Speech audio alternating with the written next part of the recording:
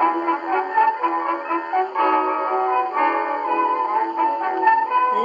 S. Vygotsky.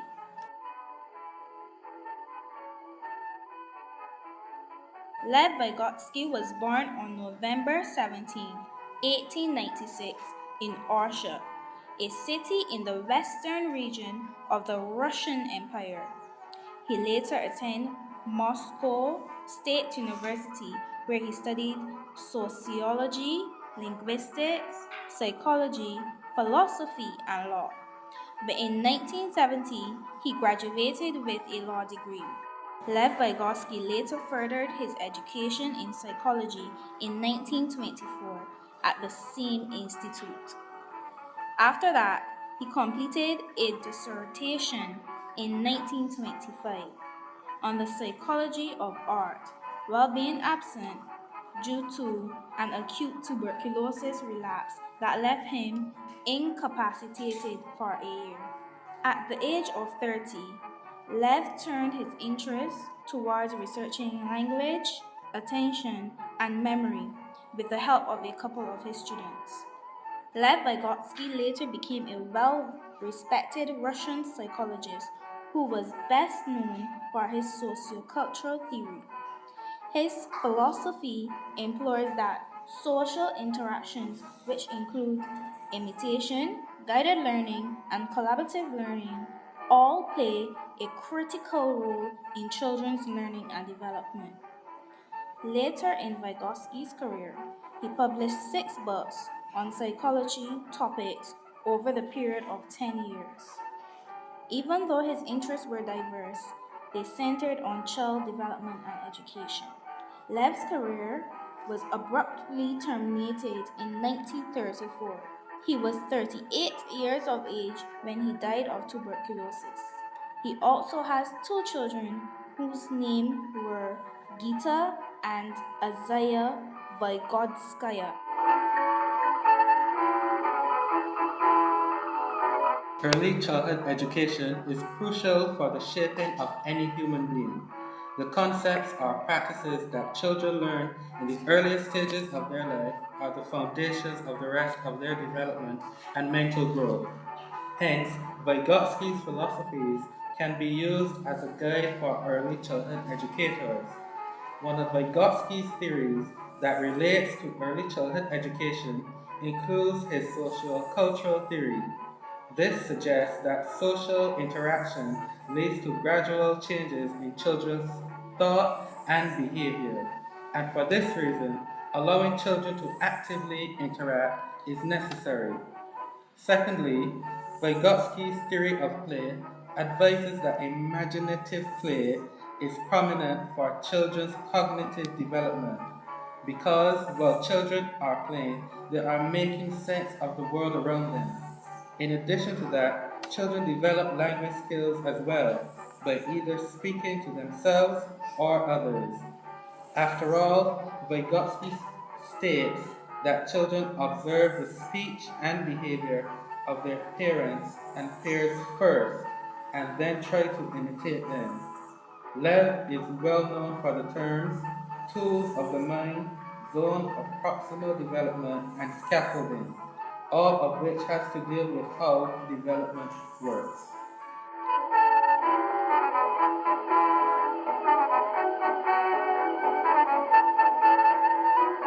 Tools of the Mind explains that the developmental processes and outcomes of children that may seem natural or spontaneous are actually the children's own perception of social and cultural exposure. Lev believed that cognitive functions were affected by beliefs and values.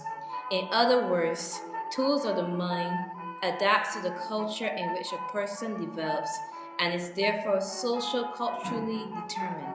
Zone of proximal development refers to the differences between what a child can achieve independently and what a child can achieve with guidance and encouragement from adults. Scaffolding. Scaffolding in construction helps builders to reach the places they cannot otherwise reach alone or without aid. And like that, Vygotsky's scaffolding theory refers to someone who has a higher understanding or ability level than the learner and helps the learner to achieve the desired concept, task, or process.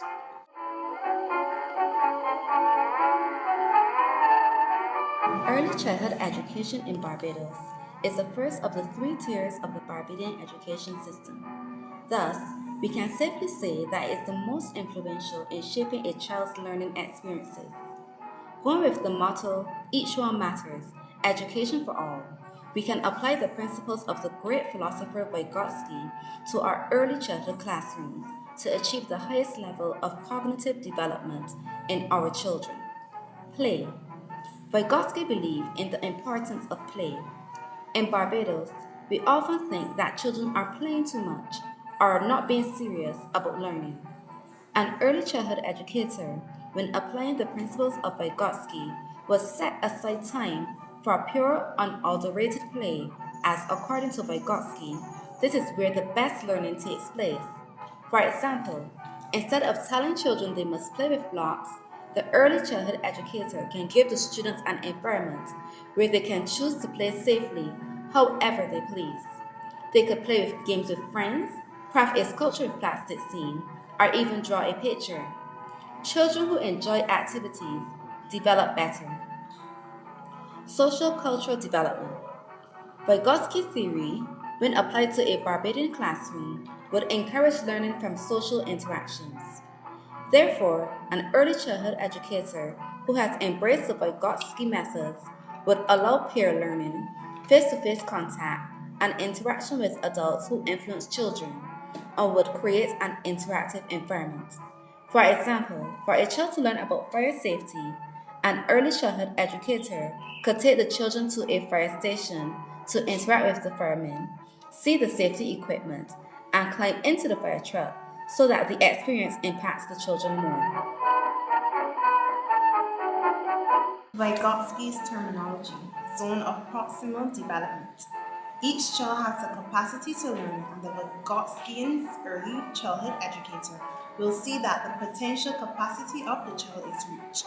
In applying the principle of zone of proximal development, the early childhood educator will first find out what the child is able to do currently, what the child is able to do with guidance, and what the child cannot do. Through gentle guiding and prompting, the teacher can assist them to complete more complex tasks. For example, when the child is learning to count to 10 but is not able to remember the numbers in the correct order, the early childhood educator will not just say he can only count to 3 and that is sufficient. The early childhood educator will assist the child, perhaps with a number chart, and then help the child to commit the numbers to memory so that the chart does not have to be used anymore. Scaffolding. When we think of a scaffold, we think of a supporting structure used to reach higher places. This is exactly what the Vygotsky theory means when it refers to the scaffolding in the learning environment. In the early childhood classroom, Vygotsky's principle of scaffolding can be used by the teacher to assist students by guiding them through more and more complex tasks to master, to help them to reach a certain level of competence. For example, with scaffolding, if an early childhood educator is teaching a child to write his name, she will go through several steps, increasing in complexity until the child can write his name unassisted. Language, a Vygotsky's approach. Vygotsky believed that language was essential to the development of a child and that early private speech was important in the development of oral language skills. As an early childhood educator, private speech should be observed and encouraged when it occurs naturally, as it often does in the early years of development. An early childhood educator could encourage a child to use private speech in imaginative play such as dramatic pieces or role-playing. Vygotsky felt that through the use of private speech, the child's language developed far more than when they only communicated with others. As the child develops, private speech becomes less frequent and becomes more internalized, which helps with the execution of tasks, communication, reflection, etc. An early childhood educator could encourage children to think about tasks carefully, to help them to develop that internal voice that guides them and influences their social interactions. For example, when a small child is building an animal from plastic scene, the teacher could encourage the child to think about how the dog looks, how many legs, how many ears, and leave the child to form his own answers by himself using his inner voice.